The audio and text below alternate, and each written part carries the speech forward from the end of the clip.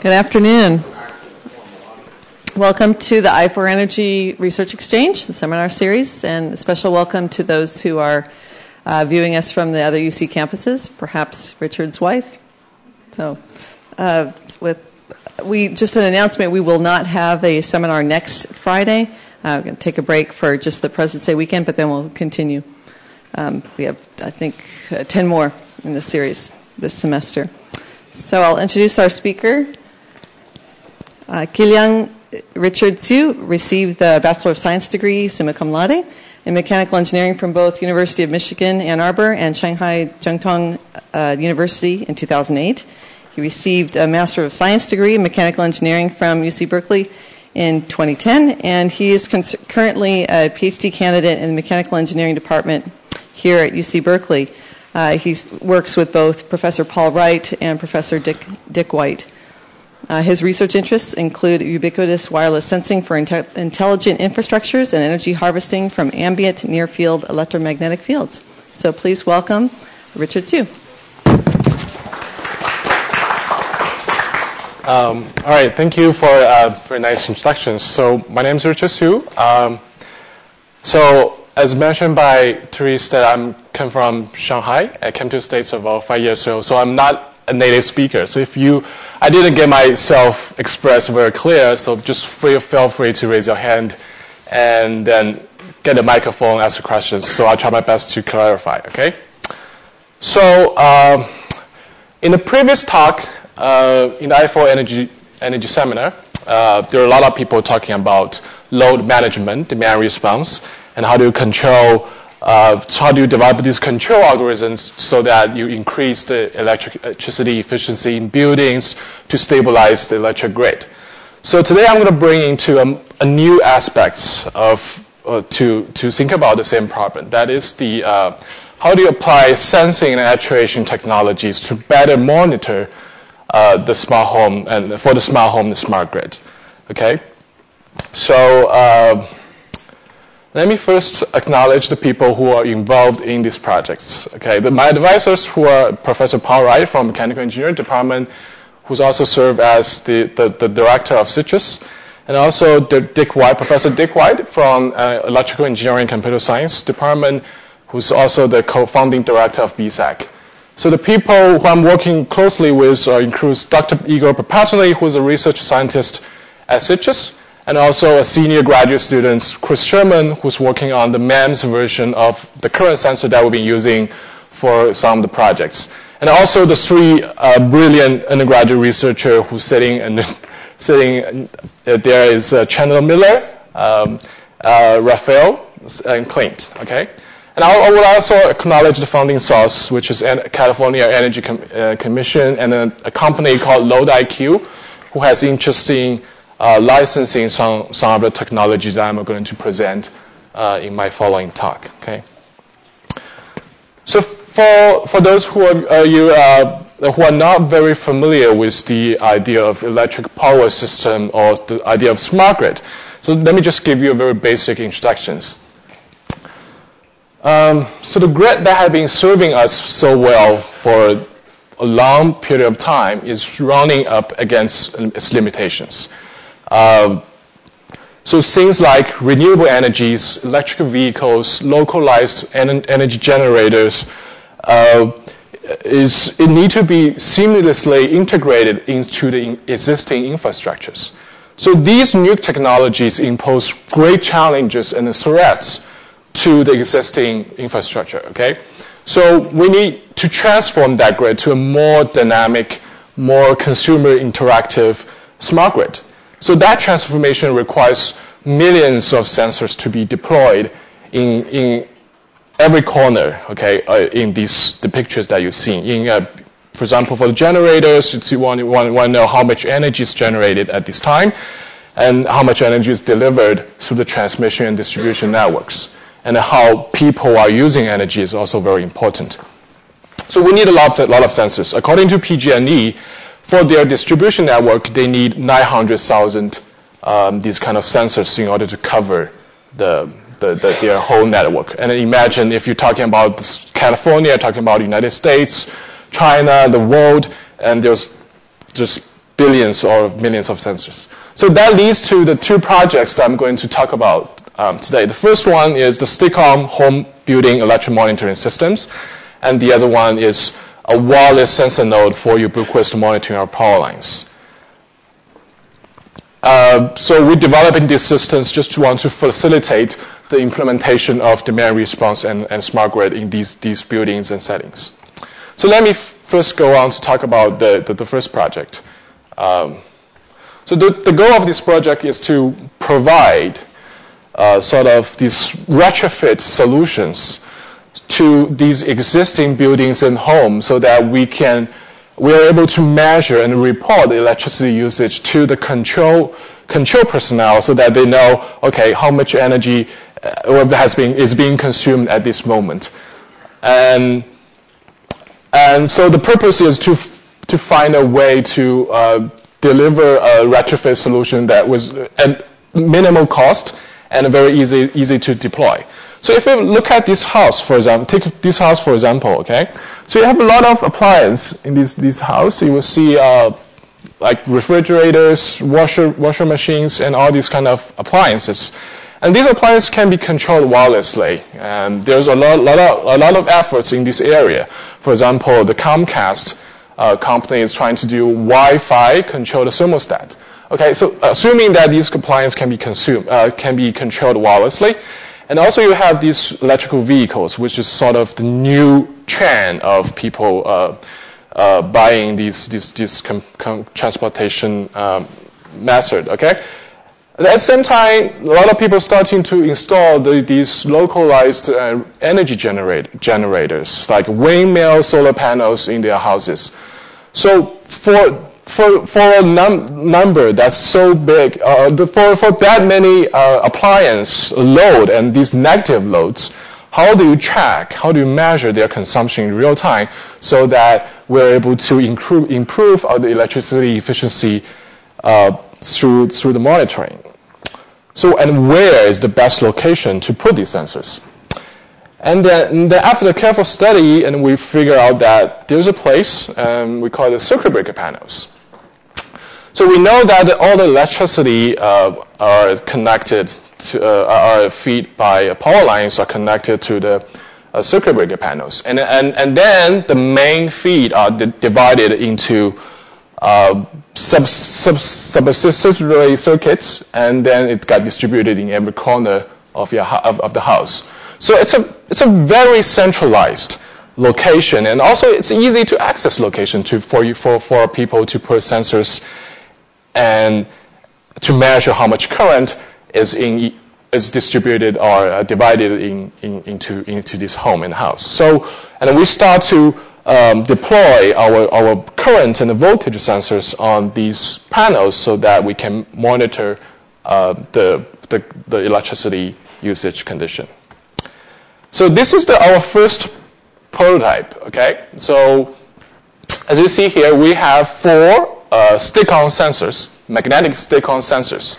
So all you need to do is to, using double-sided tape, to tape these sensors onto the surface of these breaker panels. It measures the magnetic field produced by the current underneath that breakers. So as you know, the magnetic field is proportional to how much current is underneath that breaker. So by measuring the magnetic field, we are able to tell how much current you're using for each breakers. And the good things about circuit breaker panels also is you have, for each breaker, it has a designated area, okay, in the room. For example, it's a living room or a certain appliance. For example, you have a stove that have a designated breaker to control that stove, right? So you know you know which breaker is control which area. So by measuring the current in this area, you will have an idea of what kind of appliance are being used, okay? So as you also can see here, there's a radio in these pictures, bottom pictures. So we connect the sensors to the radios, to the analog digital converters on that microcontroller, and the radio is broadcasting all these measurements to a nearby laptop or computer, so for people to monitor. Okay. So the current sensors that we are investigating are basically fall into three categories. The first one is the most traditional one. It's called clamp-on meter. And the advantage of clamp-on meter is provide very accurate measurements. It does not require calibrations. All you need is encircle around the wire, and it will provide you the current readings. But the downside of these meters is actually they're quite big. The typical size will be 10 centimeters, and also it requires the encirclement around the circuit breaker, around the conductors. So if you want to submeter circuit breaker panels using these kind of sensors, you need to have a certified electrician, so that you need to take out the front panel of these brake panels, and then put these clamp-on meters onto each of these wires.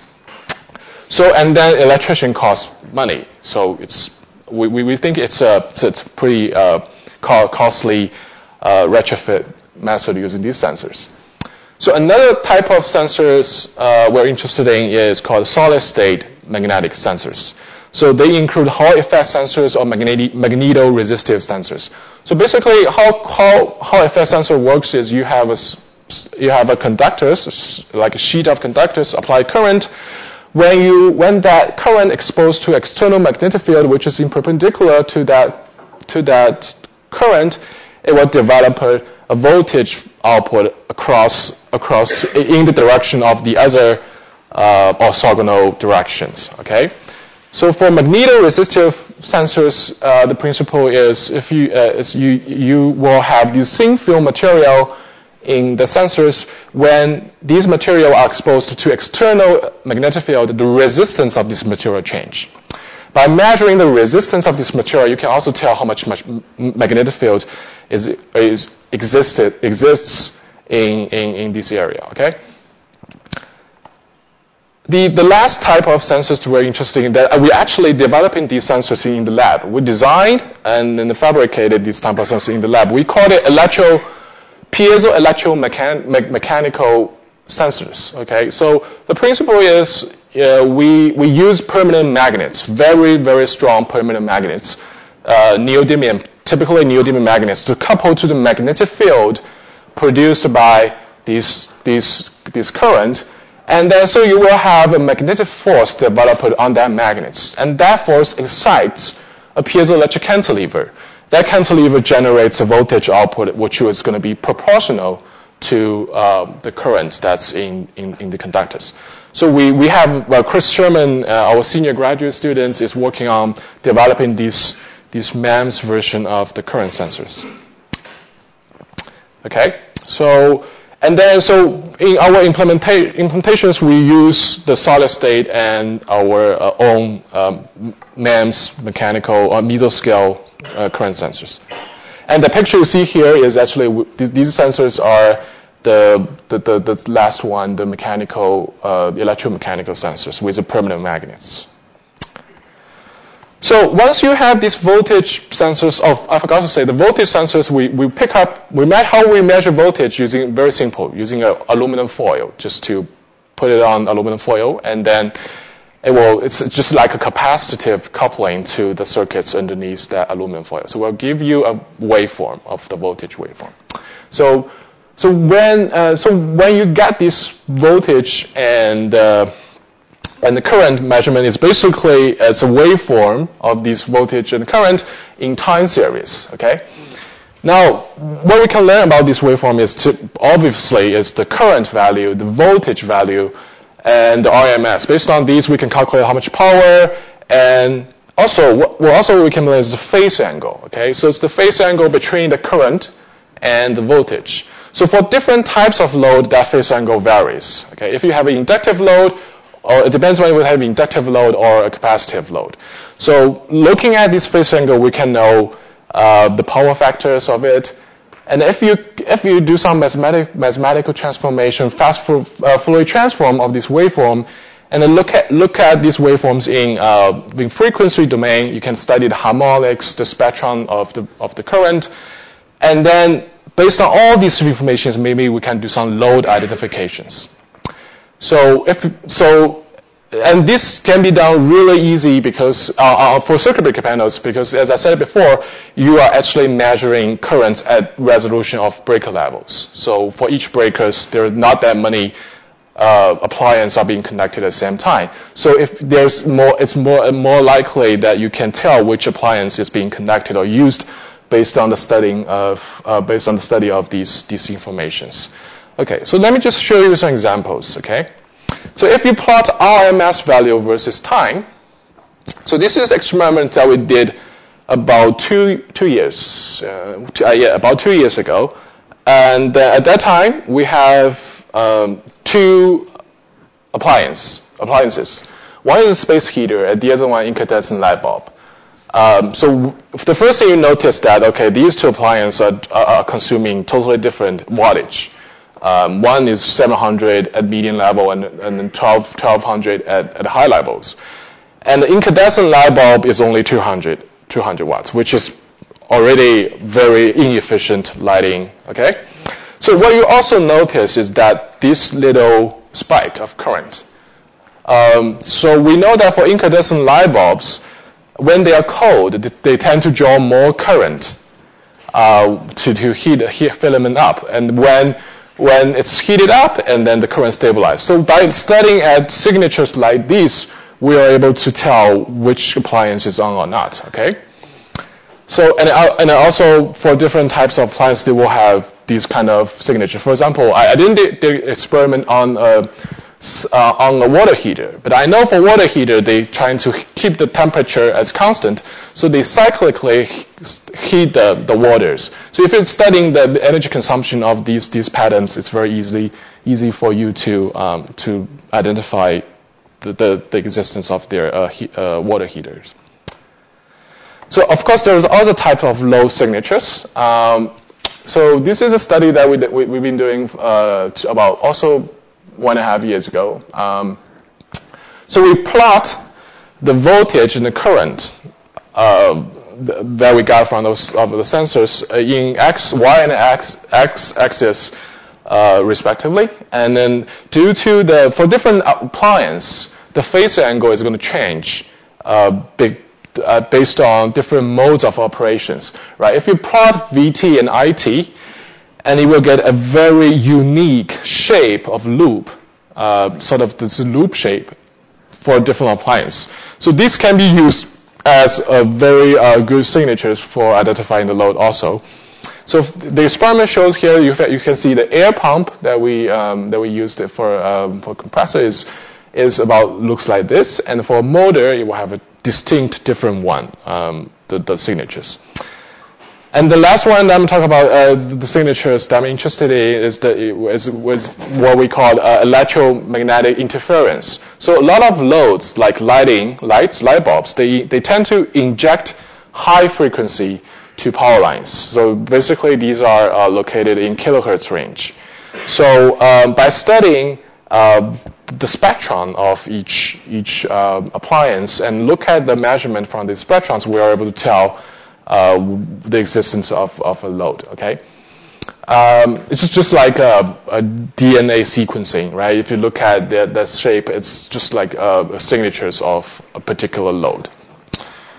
So in summary, those waveforms measured from circuit breaker panels helps us to identify the existence or the load, or maybe some load that we are not unaware of, or to identify the unnecessary and uncritical loads during a demand response event, so that we can go there and shut it down.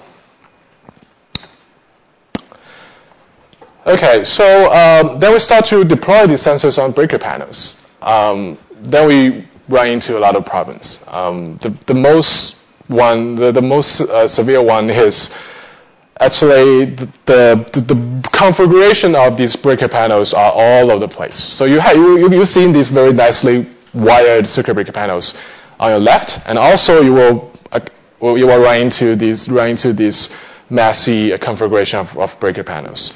So when you put these sensors on breaker panels, for both cases, okay, the sensors tend to pick up signals from adjacent breakers. So there's a crosstalk issues. So if you want to designate one sensor to measure the circuit for one breaker, it's just not going to work. Okay, that's not going to work for all the cases. Maybe it will work for several breakers, but it's not going to work for all the cases. So now we start to come up with a different sensing topology. Okay, instead of using one designated sensors to measure one circuit, and then in here we're trying to use an array of sensors to cover the whole space. So the first thing we did is to abstract the configuration of the circuit breaker panels into a very generalized form. Okay, we define that the current, there's a domain, 2D domain here, that all the circuits that passes through that domain, and then you put sensors in that locations. Then we define that there's a vector space formed by the current, which has the general vectors of I1, I2, In, and also there's another vector space which is formed by a voltage output of these sensors, which is constituted by a V1, V2, and Vm. So what the sensor does is to map these two vector space through a sensitivity matrix. So all you need to do is, so the output for one sensor will be a linear combinations of all the circuits, right? So all you need to do is to inverse, to do the inverse of these sensitivity matrix. Then you can solve the electric current by do the inverse of these sensitivities by looking at how much the voltage output from your sensors. And there's a lot of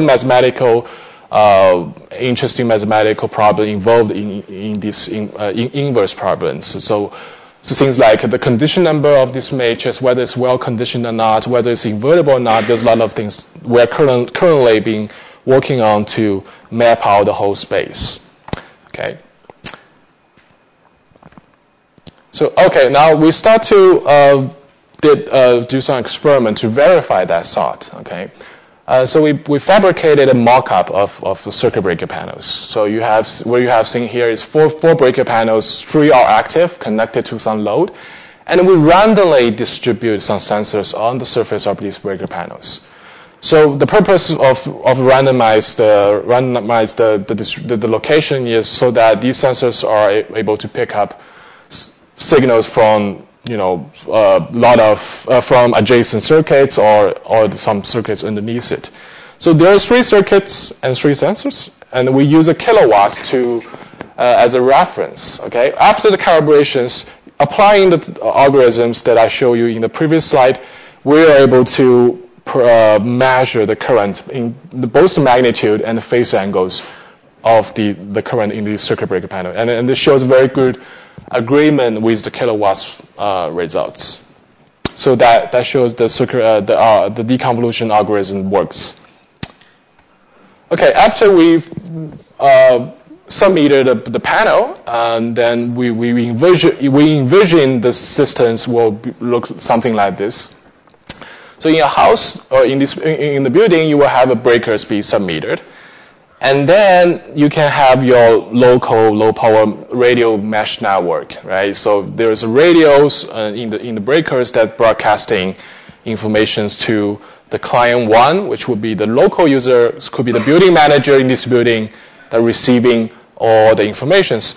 What you can also do is using that point as an access point, and then you upload all the information to an internet-based repository. The same project, the project that Professor David Kohler in computer science engineering has been doing called SMAP. You can upload all these kind of information to this repository and making it available to mobile users. Okay, people with cell phones, people with laptops, they can know, okay, which appliance is on, how much energy they are using at this moment. Okay, so there's no technology barrier in achieving that. So we also envision that there are some apps from your Apple or Android market, and so this home energy dashboard idea. So when you tap this app, so a window pop up showing different appliance, whether how much energy they are using, whether they're idle or busy, and then And this app also gets real-time electricity price from utilities, okay? So also, what you can do is also make these set points of this electricity price. Above or below these set points, you will get a message. You will get an email notifying you, okay, the price is above your set point. You need to do something to increase the electricity efficiencies.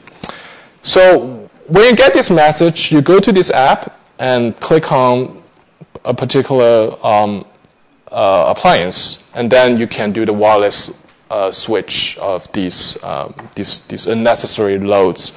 Also, you can, like I said before, the Comcast have these wirelessly controlled thermostat. You can control the heating systems or ventilation systems in your homes by doing this. Okay. So in the future, with this kind of technology, controlling usage, controlling balancing the demand and supply on the electric grid is not just this one man's job, okay? With that much meter push buttons. It is actually everyone's using their cell phone or participating into the adjustment of this increase the electricity efficiency and stabilize the power grid. So that should be the happy ending of this project. Okay. So I'm going to move on to talk about another project, which is called a wireless sensor node for ubiquitous monitoring of power lines.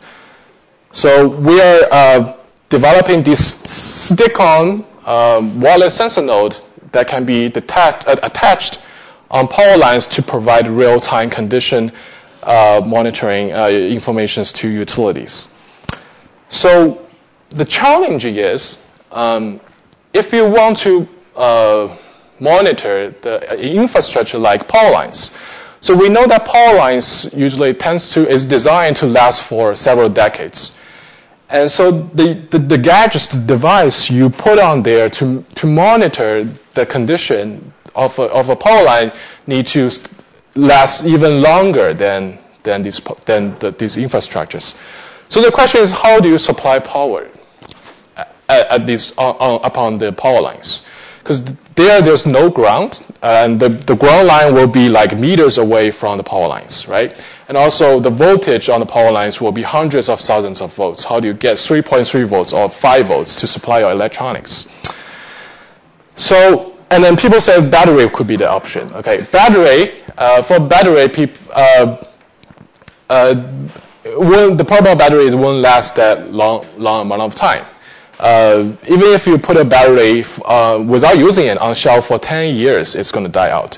So the alternative solution to battery will be something you can harvest, maybe an energy harvester that you can harvest energy from the ambient environment on power lines. Since on power lines there are very strong electromagnetic fields on power lines, it's very easy to design and fabricate a device to harvest energy from this field. So the architecture and the components that we propose in this wireless sensor node will be, you have an energy harvester, provide certain amount of energy, and that power will be regulated and conditioned so that it can become useful to power microcontrollers and radios. And for the I/O pins, input-output pins, you can connect different type of sensors, voltage, current, and phase measurement unit, temperature sensors, different kinds of sensors on this wireless sensor node. So it serves a platform for lots of peripherals that can be connected. So the idea of this harvester will be similar to the current sensor that you just saw in the previous slides. But the difference is we change the configuration of the magnets so that it will increase the coupling to a single conductors. So we place two oppositely poled magnets near each other, and then right above the conductors. So there will be a very strong force in the y directions, showing here, to bend, deform the piezoelectric cantilever, which will generate very significant amount of powers. So we did some simulations to study that magnetic coupling, and then you notice that if you plot the B field in the x directions, and you will see it's maximized at the location right underneath the center of these two magnets, right? And if you calculate how much force is on the wire, which should be equivalent to how much force on the magnets, that's determining that's a function of the Bx. So we want to maximize B, find a location so that the Bx is maximized. So we start to model this kind of energy harvester. The modeling technique we use is called equivalent circuit modeling technique. So it's a very commonly used technique for modeling these mechanical resonators. The idea is if you have a mechanical resonator, you will have proof mass, damper, and the spring constant. It's essentially a second-order differential equations. And what you also notice that is the for linear electrical components, they also forms second-order differential equations. So using electrical elements to represent mass, the spring, and the damper help us to better understand the operation of these electromechanical device. And also you can use a transformer to represent the piezoelectric coupling. So with this technique, we are able to model everything, including the mechanical part, in LT-SPICE, in SPICE software. Okay, so the chip you see here, LTC3588, is a power conditioning chip from Linear Technology. We're able to model both the mechanical part and electrical part into the same model, and then look at how the system behave when you have certain amount of current in the conductors. What's the duty cycle of your applications can be achieved, and then as what's the voltage output is able to provide. Right? Okay. Now here are some experimental results. We plot the current power, the raw power. This is the raw power across a resistor. Okay. Across a resistor is able to supply 3 or 2 in the milliwatts range at reasonably small current. So it's able to provide that much current. And imagine if you have hundreds of amps in transmission lines or distribution lines, you will expect more power output from this. And the output impedance of this energy harvester normally is in the range of 20K to 100K kilo ohms, 100K ohms. So another thing that we did for this energy harvester is we did something called overcurrent protection. So the purpose of this OCP is actually to prevent the damage from lightning strike, or you have unexpected large current at 60 hertz passing through the conductor. If you have a very large current, there will be a very large force on the magnets that tend to break the benders. So we want to design something that's, protect the magnets, protect the benders, prevent the magnets from bending too much. So we did some experiment on this, and then we fabricated this OCP using the idea of this OCP is called hardening spring. We make these fixed beams as hardening spring, so that so that stiffness is going to increase when displacement is with the increase of the displacement of that spring. So the idea is to give these magnets a soft landing, and then still will provide a very strong restoring force when the movement goes further. Okay, so here's an experimental results. When the OCP is off, you can see the power goes with current, increase with current, and with the OCP on, basically when you adjust the distance between the spring and the magnet, so that you will have a cutoff current at which the magnets engage with the stopper, so that you can see here the waveform clipped, and also the power output stays flat. Okay, that's how we protect the piezoelectric bender from breaking. Now then we made some prototypes. Okay, so you can see here's the magnets sitting in the middle, and the piezoelectric cantilever, sitting on a 3/4 inch conductors. And then we have this linear technology chip connected to the energy harvester with a TI radio modes. And then on the TI radio modes, there's a temperature sensors. And then in the picture on your right, we see that there's an end device, which is an energy harvester. It's sent broadcasting the temperature reading in real time to a receiver connected to a laptop. Okay, so the laptop on the background is plotting the temperature of this end device in real time. And note that there's no battery at all connected to the end device. And there's 30 amps of current flowing in that conductor. So here are some test results from that setup. We have, so the picture on the left is the current consumption profile of that TI modes. You can see the average power consumption is around 20 milliamps at 3.3 volts, which is about 60 to 70 milliwatts.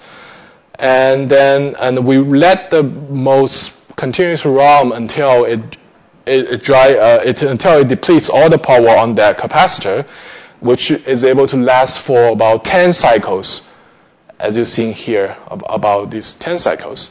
Okay, for 10 cycles, it completely depletes the capacitor. That means it's able to send 10 temperature readings to the receivers. Then we calculate how much time does it need to charge the capacitor back to its original voltage level, and then we plot it versus different current, and that shows you what's the duty cycle you are able to achieve at a specific current. So, for example, if you have 30 amps, for 30 amps, we're able to you need 9 seconds to transmit 10 samples. So if you program it very well and select the right capacitance of that capacitor, you're able to transmit one temperature readings 1 second with 30 amps flowing in the conductors. That's, I think it's adequate for utility knowing the temperatures on the power lines. So we're also working on the MEMS energy harvester. That project is led by Dr. Igor Propatny. He designed this spiral shape of energy harvester, which is only about 1 centimeter times 1 centimeter big. It's considered to be giant in the field of MEMS, but if you think about harvester, it's a very small harvester. And the idea is you have these spiral springs with piezoelectric material as middle layer, and you put a magnets in the center of these energy harvesters. When it excites, the piezoelectric material deforms, which will provide you a voltage output. And the nice things about MEMS device, of course, is it's a small footprint and extremely low cost. Okay, so you can build 80 or 90 devices out of this on a 4-inch wafer. So the key takeaway of my talk is in our lab, we are working on these two solutions for a better grid, a better home. Okay, we designed these submetering systems for circuit breaker panels so that users were able to know how much electricity they are using at a given time. And also we developed these self-powered wireless sensor nodes for power line applications for utility companies. So we vision the large-scale deployment of these devices would benefit the implementation of smart grid and demand response projects. Okay, so here's some publication lists if you're interested in our work, and so you can take a look at it. And then that is my talk. Thank you.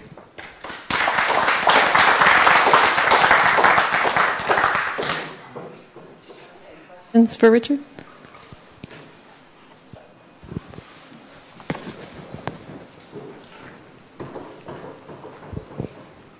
How do you get the magnets to stick to your aluminum nitride. Okay, just using, you put one magnet on both sides, magnet purpose to clamp on, and then sometimes we're using glue to epoxy something to glue it on to make it. Because the magnet is very, very strong. It's a matter of taking them apart from the cantilever. Putting it on is very easy.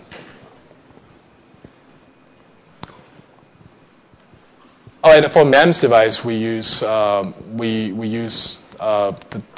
make these holes so that the magnets will fall in, right? And then testing the locations, and then we put a epoxy on the top to seal it.